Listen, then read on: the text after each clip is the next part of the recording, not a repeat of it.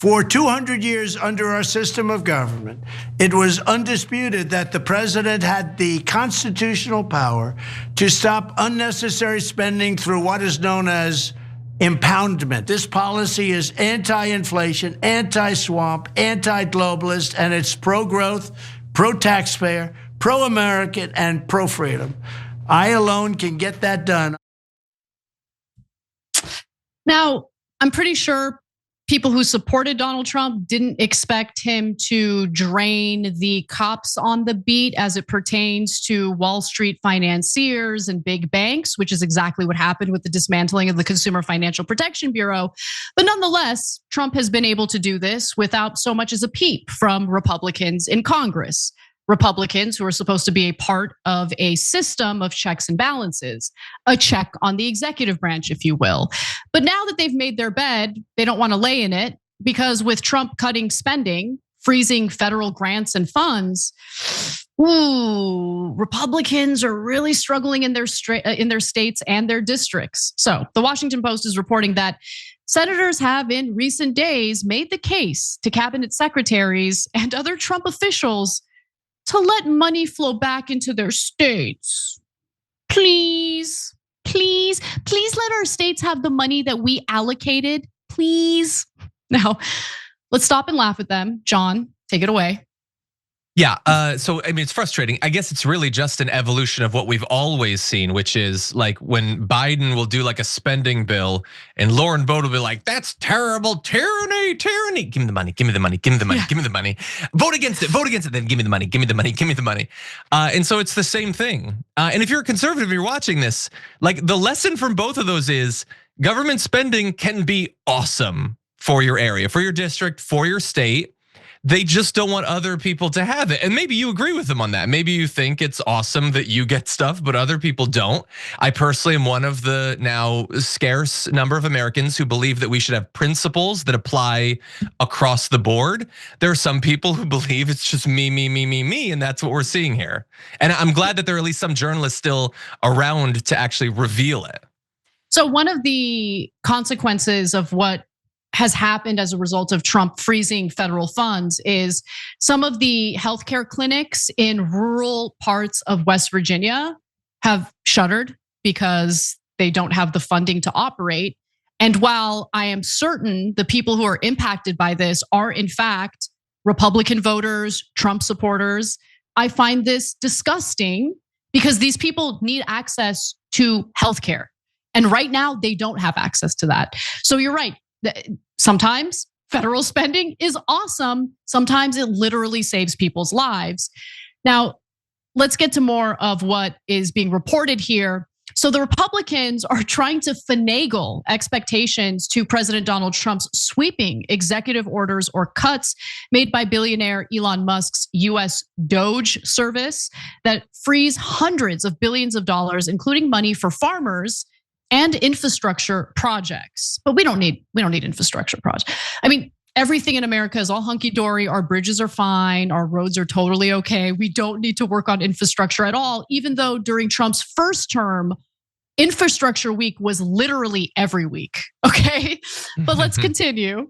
So we're gonna come back to the sad Republicans pleading with Trump in just a moment. But first, we do need a better understanding of what Trump is actually doing, right? There's a lot of reporting out there. A lot of it is vague. We're gonna get more specific, a little more granular. So he's aggressively using what is referred to as the Impoundment Authority or the president's right to stop certain spending programs. So during the Watergate era, Richard Nixon, for instance, didn't want to spend money that Congress had already appropriated, so he impounded the money. There is precedent for this in the past. Now, here's what former Secretary of Labor Robert Reich explains happened next.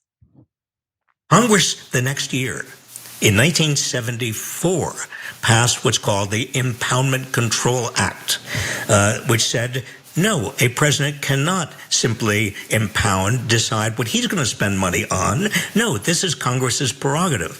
And then the Supreme Court in 1975, the next year, there was a test case, and the Supreme Court unanimously said, yes, the Impoundment Control Act is constitutional, and a president cannot make up his decision, his mind about what is going to be spent and how it's going to be spent. Now, considering Donald Trump's diet, it is a little bit surprising how easily he's able to impound the country. But nonetheless, he did promise during the campaign that he was going to do everything he could to seize spending power from Congress, or seize, I should say. Take a look. When I return to the White House, I will do everything I can to challenge the Impoundment Control Act in court and, if necessary, get Congress to overturn it. We will overturn it. I will then use the president's long recognized impoundment power to squeeze the bloated federal bureaucracy for massive savings. This will be in the form of tax reductions for you.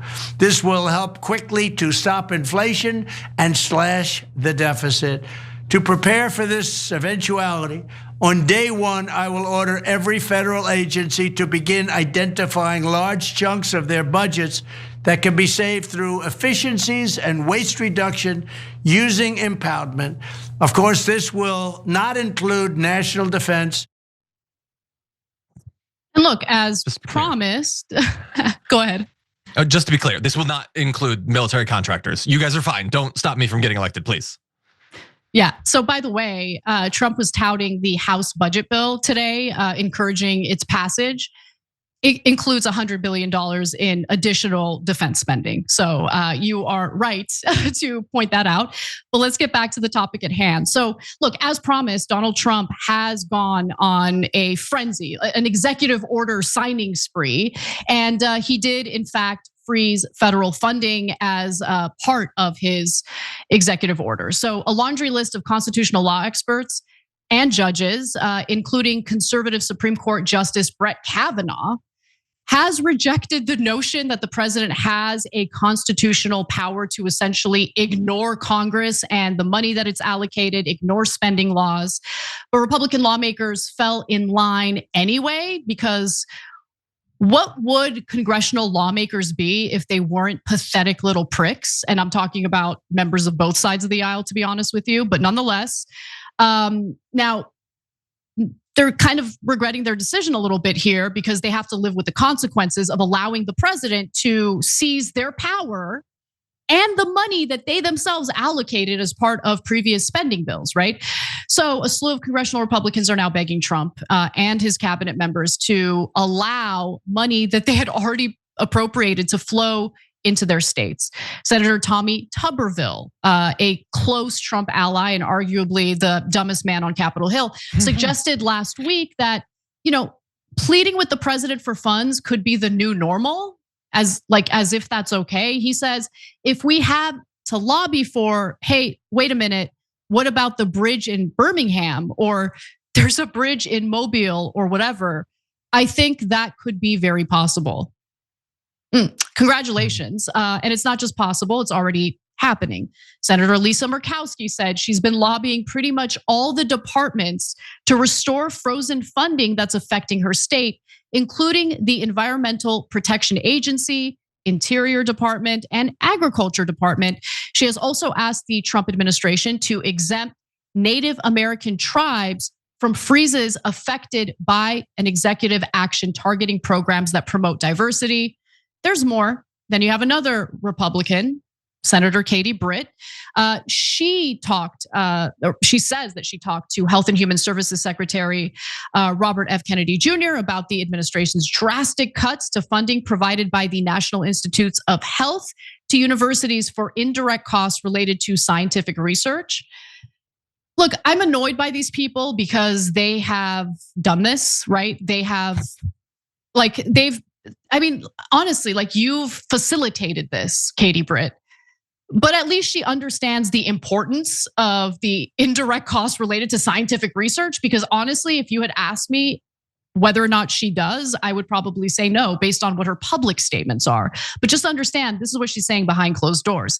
Senator Shelley Moore Capito, a Republican from West Virginia, said she's been aggressively working with the EPA and its secretary, Lee Zeldin, to unfreeze grants for green school buses that are manufactured in her state. Capito said she has been bombarded by questions about the freezes but has faith overall that good programs will eventually be unfrozen. We're still not done yet. We're about to get to Senator Jerry Moran. It's pronounced Moran, not moron. But John, before we get to him, your thoughts? Yeah, no, this system of government is, I guess, the most predictable one that could have ended up being, considering where Donald Trump comes from and what sort of business he was involved in back in the 70s, 80s, and 90s. I've seen Godfather. I know how this works. I have no interest in it. I don't think we have any interest in any of this. That's why the Constitution is not set up this way. That's why we elect Congress people to pass laws that fund programs. And it is not up to the president to decide, no. All of your representatives, you're not representative anymore. All the hundreds of millions of people that voted for you, screw off. You don't count anymore. The simple response to this is, could Joe Biden have done this? No. Obviously, the Republicans don't believe that. Can 10 years from now, can President Ocasio-Cortez do this? No, obviously she couldn't do this, so he can't do this. That's the simple version. The more complex version is the last time that a king tried to rule Americans, we kicked his ass, and we did it so bad that for 2.5 centuries, none ever tried again. And he's trying to set himself up as a king. And it's particularly pathetic that he's doing that now when he could just go to the Senate and the House. He could have him pass a bill to do all of this stuff. He doesn't even have the confidence himself, the sheer testicular fortitude to go get his pathetic toadies in Congress to do his bidding. He thinks he'll lose that. That's why he's not even trying. Can you imagine how much he'd wilt if there was an actual opposition in Congress right now? People did not vote for this. They were desperate. They wanted some help with inflation. I think they're already realizing that they're going to get the exact opposite of that. But they are not interested in this at all. They didn't want a king. They didn't want an authoritarian government. They didn't want to nullify Congress. We don't want a House of Lords. We want a House of Representatives. Yeah, I mean, again, having a system of checks and balances is incredibly important. I'm disgusted with Congress for ceding their power to the executive branch over the last few decades. And it kind of went on overdrive after the 9/11 attacks.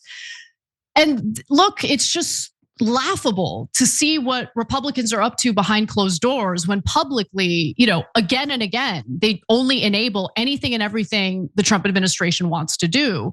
So let's get back to Senator Jerry Moran, who actually decided to do some of this publicly. He took to X to ask Secretary of State Marco Rubio to help unfreeze food aid that has been stalled in US ports after the administration decided to dismantle USAID.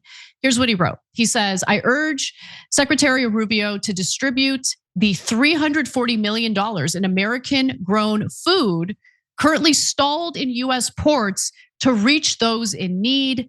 Time is running out before this life-saving aid perishes. Now, a day after he posted on X, he thanked Secretary of State Marco Rubio for releasing $560 million in food aid. So that's how this is working out. And it's just so incredibly gross. So the ramifications of Trump's power grab do go far beyond these embarrassing, submissive Republicans. And look, you're into that kind of thing, keep it in your bedroom, okay? We don't need to see it. Like, just do your job, do what you were elected to do.